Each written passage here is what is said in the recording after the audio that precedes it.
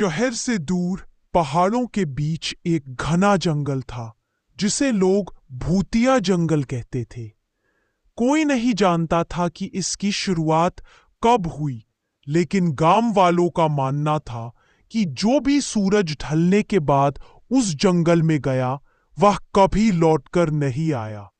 दिन में वह जंगल आम जंगलों जैसा ही लगता, ऊंचे पेड़, चिड़ियों की आवाज और ठंडी हवा। लेकिन रात होते ही वहां का माहौल बदल जाता। रवि नाम का एक निडर लड़का इन कहानियों पर विश्वास नहीं करता था। उसे लगता था कि ये सब डर फैलाने की बातें हैं। एक दिन उसने तय किया कि वह खुद जाकर सच पता लगाएगा। गांव वालों ने बहुत रोका, लेकिन रवि नहीं माना। शाम ढलते ही वह टॉर्च लेकर जंगल की ओर बढ़ गया। जैसे ही वह जंगल के अंदर गया, हवा अचानक ठंडी हो गई। पेड़ों की डालियां आपस में टकराकर अजीब सी आवाजें निकालने लगी। रवि का दिल थोड़ा घबराया, लेकिन उसने खुद को संभाला। कुछ दूर चलने पर उसे लगा जैसे कोई उसके पीछे चल रहा है।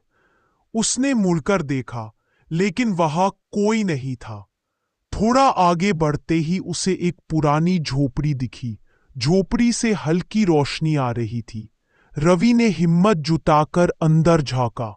अंदर एक बूढ़ा आदमी बैठा था, जिसकी आन अजीब तरह से चमक रही थी।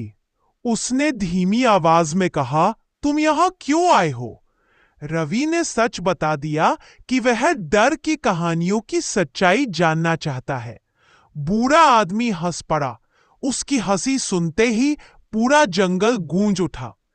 तभी अचानक झोपड़ी गायब हो गई और रवि खुद को खुले मैदान में खड़ा पाया।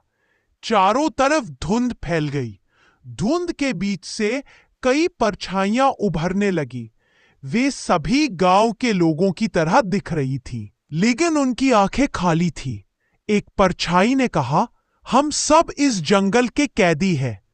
रवि को समझ आ गया कि ये आत्माएं हैं जो किसी ना किसी कारण से जंगल में फंसी हुई है। उसने डर को छोड़कर साहस से पूछा, मैं तुम्हारी मदद कैसे कर सकता हूं? तभी तेज हवा चली और एक उजली रोशनी फैल गई। आत्माओं ने रास्ता दिखाया। रवि आंखें बंद करके उस रोशनी की ओर चला। जब उसने आंखें खोली तो वह जंगल के बाहर खड़ा था। सुबह हो चुकी थी। वह तुरंत गांव लौटा और सबको सब कुछ बताया। उस दिन के बाद कोई भी उस जंगल में नहीं गया, लेकिन रवि जान गया कि डर से बड़ा कोई भूत नहीं होता और साहस से हर अंधेरा पार किया जा सकता है।